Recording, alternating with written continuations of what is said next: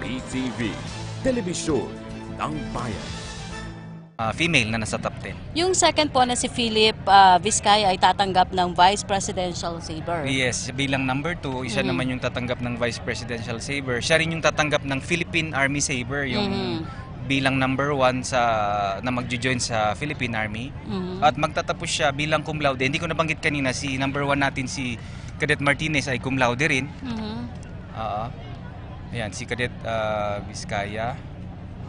Sa pagkakataong ito, bibigyan ng arrival honors si Pangulong Rodrigo Duterte.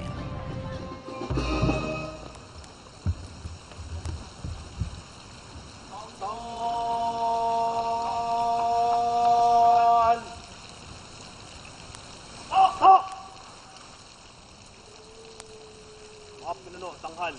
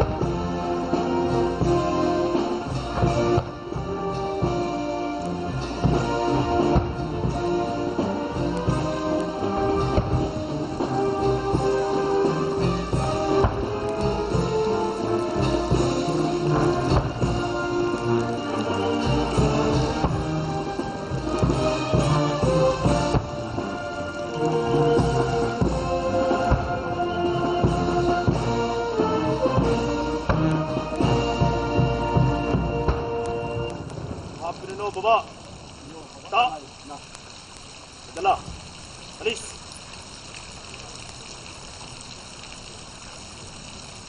Opo.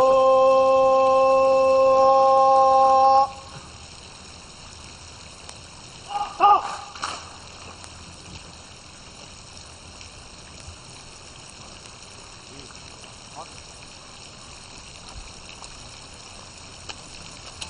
Mahal na Pangulo, dala po ang talupad pandangal upang libutin.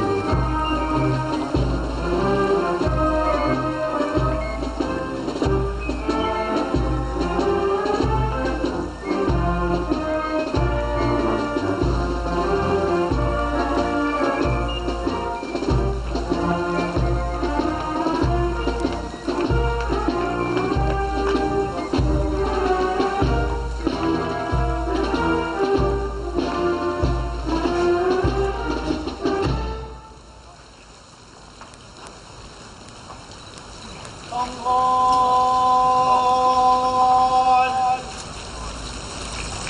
Stop!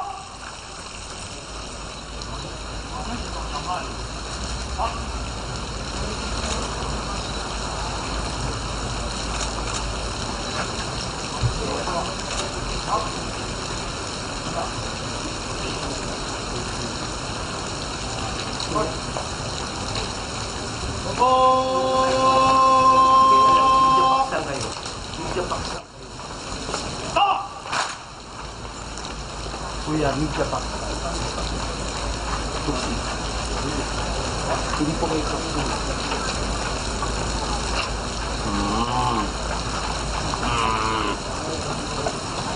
bilis nakakatakbo.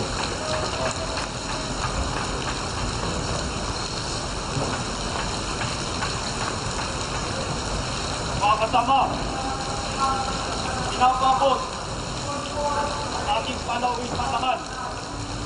Pangulo, Rico Roa Duterte, Republika ng Pilipinas, ang kanyang taus-pusong pasalamat sa karangal.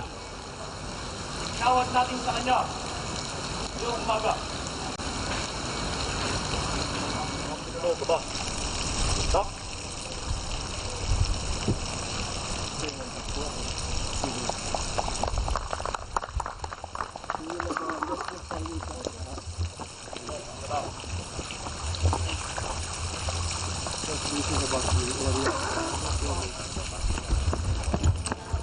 Colonel, no arrival honor. So ano pa yung mga ina-expect nating mangyayari ngayon? dito? Yes, May bibisitahin siya o pupuntahan sa pagkakataong ito?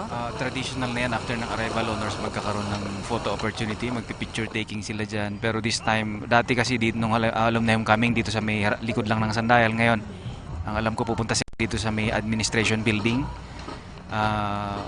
After nila ng picture taking, magkakaroon ng guest book signing. Traditional din yun, basta may bisita tayo, magpipirma doon sa ating guest book. And magkakaroon ng briefing about the history of PMA, yung curriculum na binibigay natin sa ating mga kadete and the life of a cadet. Kasi first time nga napupunta ng ating presidente dito sa PMA. So maganda na mabigyan siya ng background about PMA. At saka magiging pagkakataon na rin siguro ito ng Pangulo na makausap yung head ng PMA. Yes, kasi di ba last time yung activity yun ng alumni. So ito naman pagkakataon ng ating superintendent si General San Juan to brief the superintendent about sa mga buhay ng kadete dito sa PMA. Sa kasalukuyan, Colonel, sa mga pagkakataon ito, nag-graduate na nga yung mahigit 106 na po. Yung mga inaantay natin mga pumapasok, marami na ba kayo ulit na encourage na pumasok sa Philippine Military Academy? Actually, yung ating recruitment process is year-round yan. Nag-start tayo nung August dun sa entrance exam. Yung binabanggit ko kanina na bilang ng nag-a-apply o dun sa kabilang ano pala yun. And natapos na yung selection process, papasok na sila ulit sa April 1. Ito yung signing na Guest book sinasabi. signing, yes. Dito sa, Traditional. dito sa lobby ng administration building, yung ating Lim Hall. Ito po ay susundan pagkatapos Ng briefing, merong parang briefing, PowerPoint presentation na briefing dun sa conference room natin na kung saan yung history ng PMA mula nung nagsimula, yung curriculum at saka ibang aspect ng training ng kadete. And then yung the life, yung buhay ng isang kadete dito sa loob ng PMA. At saka nung nakaraang alumni na nagkaroon kayo ng piniresenta nyo kay Pangulong Duterte, yung mga bagong gusali na yung sinasabi natin. Oo, dinaanan niya or binisita niya yung Enrile Hall, yung pinangalan kay the former Chief of Staff, the late General Arturo Enrile. Ayan na, ito na yung photo picture taking nila. Yung balikan ko yung bagong barracks na bago lang na-inaugurate. Ang kasama ni Pangulo dito ay si Defense Secretary Gasmin,